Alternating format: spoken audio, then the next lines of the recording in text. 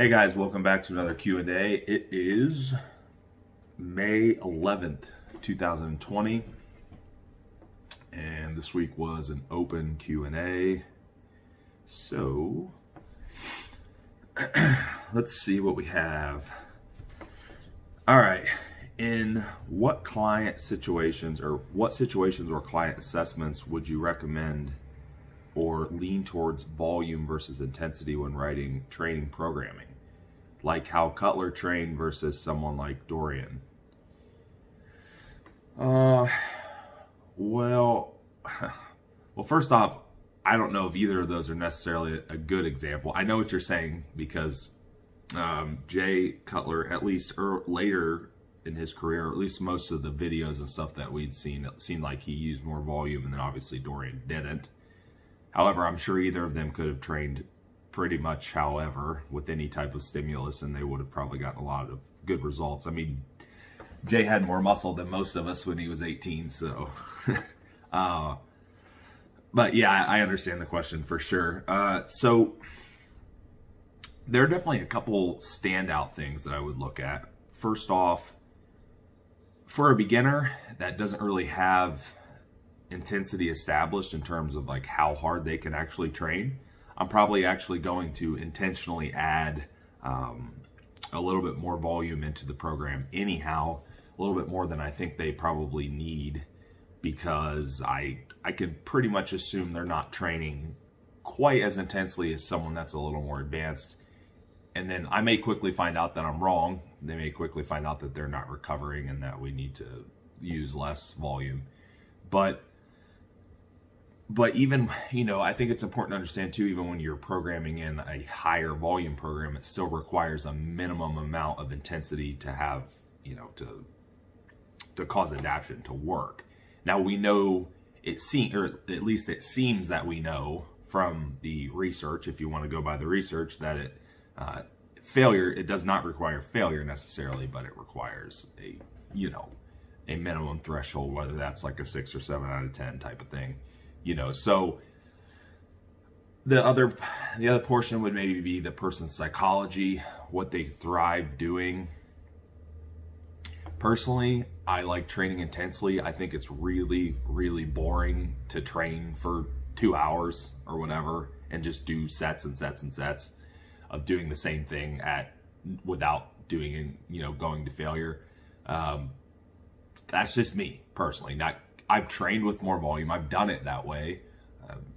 I feel like I probably get better results with the low to moderate volume approach with higher intensity. Is that because my psychological tendencies lean towards that? Maybe, but it's also probably because that it gives me something quantitative that I can strive towards and adjust, which is progressing, right? So yeah, take into consideration psychology, time, right? Person's time that they have during, amount of time that they can be in the gym. That would probably matter. Also experience, that can go two ways, right? Like I said, a less experienced person might not have that intensity established, but also a more experienced person that's maybe a little bit older might want to do a little more volume with a little bit less weight and lower intensity potentially for maybe longevity purposes. But even then, I don't know that that's necessarily a good argument, because you can still train heavy and train to failure. It's just more, at that point, it's just more like movement selection, right? More so using movements that work, creating a safer movement setup. You can look at something like fortitude training. Scott Stevenson, he's not a youngin', right? And he still trains to failure, but he does it in a way with things like muscle rounds and that, and an exercise selection that works and provides good tension and is probably relatively friendly in terms of like joint integrity and things. So yeah, so psychology, time, experience level, and then obviously the other would be if you know what works for them, then that's probably what they're gonna do. if more volume is what works, then that's great. I mean, I think for a good amount of people, either of them are going to work as long as they have some kind of progression built into them. It's just a matter of, what works the best, right? So those few things are probably my main, the main things that I'm going to look at. I think, people think because I do a lower volume approach myself, or lower to moderate volume or whatever, and higher intensity, that's all that I program, and that's definitely not true. So let's see.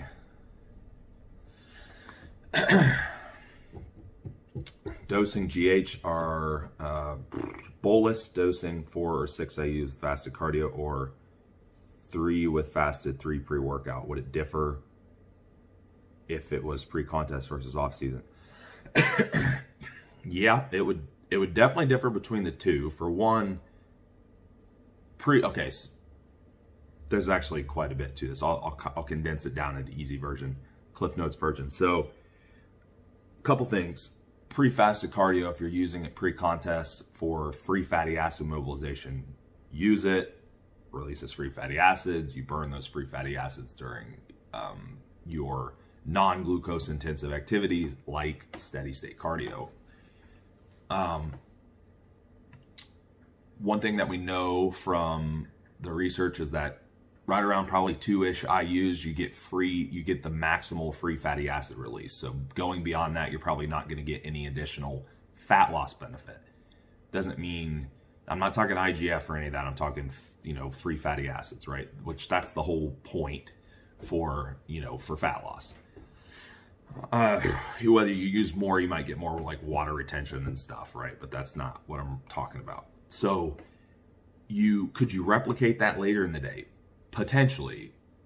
Pre-workout training is not non-glucose intensive. Would it still work if you did it pre-workout, as long as you weren't taking in like amino acids and glucose and stuff? Yeah, it would. You'd still get some fat loss benefit, obviously, but it wouldn't be as good as doing a lower intensity cardio. So maybe you could replicate it pre-bed and release some free fatty acids while you sleep. Are you going to burn them off while you're sleeping? Definitely not as much as you would doing some activity, but again, it's there. So the giant doses like that pre-contest wouldn't even be necessary for fat loss. It might give you more fullness. Like, I know people will take it because it gives them more water retention or whatever, but then again, most people pull it out before the show anyhow, so it's kind of defeats the purpose and just costs more money or whatever, or wastes it. So the off season, that's going to be a different story. Couple things. Intramuscular could potentially cause more autocrine, paracrine, IGF release, so more localized, which is what you would want for muscle growth, versus systemic, which is what you probably want for fat loss. So fat loss may be sub-Q, muscle growth, intramuscular, as long as, assuming there's insulin's being used to get that synergy. GH on its own doesn't really do much of anything for muscle growth. It will make you fuller, like I said, but also raise your blood sugar and all that shit. So, still right around the same, maybe 2 or 3 units, and then space it out. So you could do morning, pre-workout, pre-bed, 6 to 9 a day. If you want to go that high, you don't have to go that high. You could just do morning and pre-workout, or just pre-workout, or whatever, depending on budget or experience, or whatever your goals are. And the difference, like I said, would be intramuscular versus sub-Q. I mean, those are the main things. Yet at that point, you were looking for the IGF, right? We're looking for more of the IGF release and not as much as the free fatty acid mobilization. I mean, that doesn't really matter as much at that point. You're already in a calorie surplus anyhow, so it's not really what you're going for. So I hope that answers the question. I would definitely go over to the OPD podcast. We talk about this stuff in depth. We have a whole entire insulin episode, and And there's a GH episode floating around there somewhere too. So talk about all this and kind of what the difference is between intramuscular and sub-Q and doses for maximal release of the hormones that we want, and so on and so forth. So, but that's kind of like the cliff notes. All right, next one. Masteron and primo for gaining mass and strength, primarily lean tissue. I feel both of these are often misunderstood compounds and viewed as weak, when in reality they can be very effective if utilized correctly. Yeah, I mean, it just depends on context, right? How you fit them in. Now, if you've ever heard me talk about this, or heard us talk about it maybe on the OPD podcast about androgen to estrogen ratios, well, you have two non-aromatizing compounds, so potentially to get the right ratio that you want and increase the total milligrams of the stack, you can use compounds like this, right? And it will help. So not only is that DHT component helping balance that out, but it's also adding to the strength of the stack, and that's useful, right? And and you can do that rather than just adding a bunch of AI and less aromatizing compound, more non-aromatizing compound, less AI. If that makes sense. So, I mean, it's in stack design, yeah, it's definitely useful, and there's no reason that they can't be used. I think they don't aromatize, they're not going to be as dramatic, they're not going to be pulling tons of intramuscular glycogen and water, and they're not going to be like something that's going to be super quick, instant gratification. But I mean, as far as actually still building tissue, yes, if you put them into the stack correctly, yeah, I mean, it's still going to help. It's still going to increase the total strength of it. So yeah, it kind of just depends on stack design, but they're definitely not, I mean, it's definitely not useless. It's just a lot of people like they want that blown up, quick, fast look. And does that mean that they're gaining more muscle? Not necessarily. They might just lose 20 pounds of water after they're done. So really just depends. But yeah, definitely not useless. They definitely can be put into a stack to balance the ratio. All right.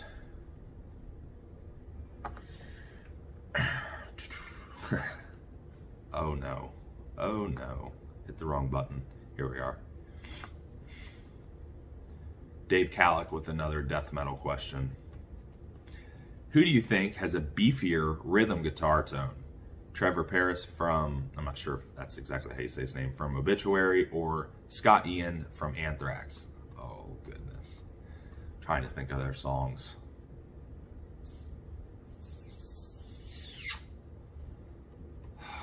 From the songs that I can think of, I would probably say Scott Ian. Though I think, I don't know all of their songs, so I would say as a whole, Obituary might be a little bit heavier as a whole, but it's hard to say.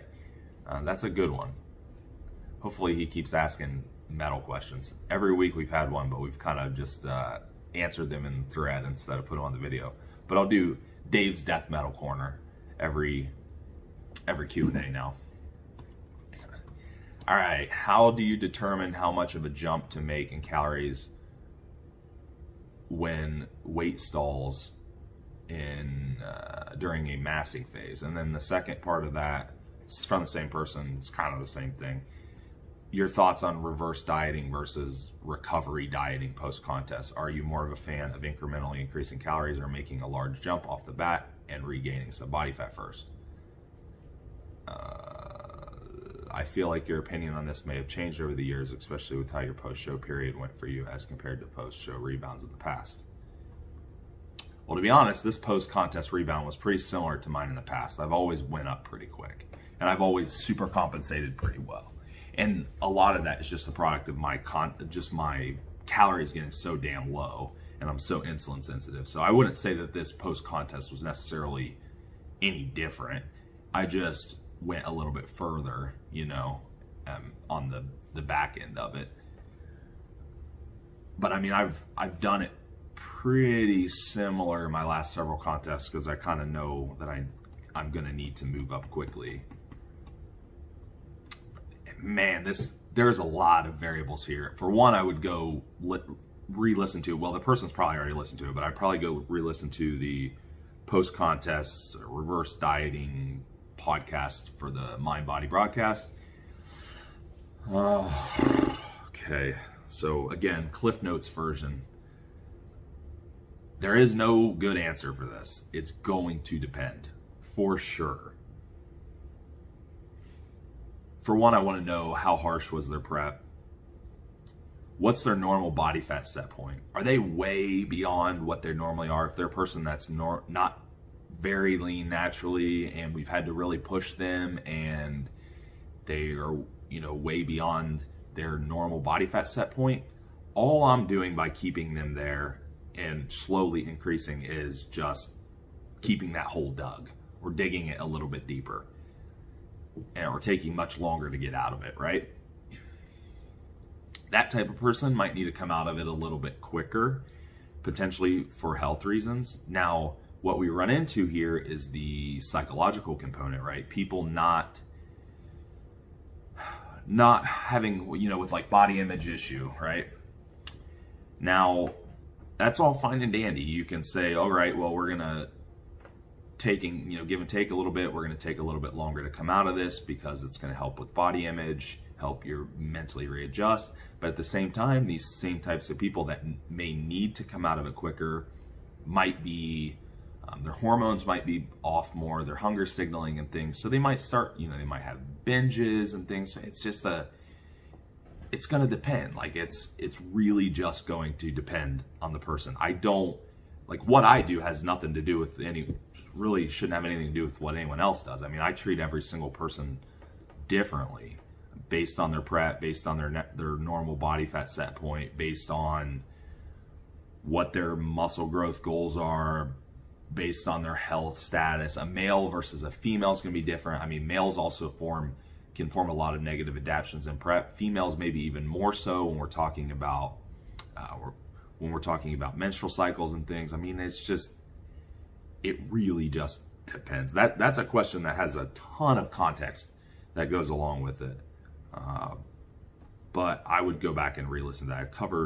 I'm pretty sure in that podcast we covered most of the situations. I mean, that I can think of off the top of my head.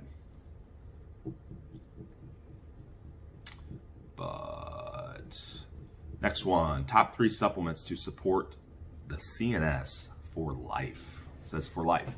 So I'm guessing they mean something that you could take all the time. I'm guessing that's what for life means on a regular basis. Well, just for general, I mean, they said supplements, but for general CNS health, it's the best things you can do are sleep and stress management and just regulating training, right? That's the best thing. No supplement's going to replace that. Not even close. Now, you can do things like adaptogenic herbs that could be used long-term. So KSM 66, the ashwagandha, it could be used long-term. That would probably be on the list. There's other adaptions I could maybe add to the list, but certain ones have different effects. Some of them maybe are more energizing. Some of them are maybe more calming. I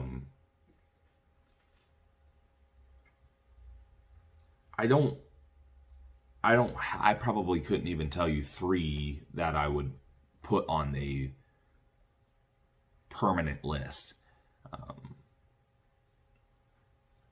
I'd probably say maybe ashwagandha. I'd probably say a good omega-3 supplement to help control inflammation.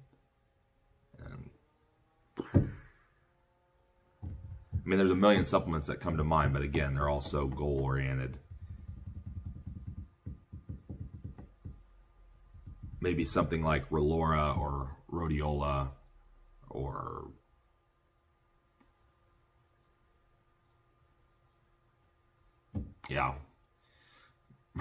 probably something in that range, in that realm, making sure you have a sufficient choline in your diet, and stuff like that, or supplementation wise. That's a hard one. CNS is big. There's a lot of stuff. There's a lot of stuff that goes into CNS. You want to supplement your CNS, fix your sleep, fix your stress, regulate your training. Don't smash stims all day. All that good stuff. Monitor heart rate variability, monitor resting heart rate.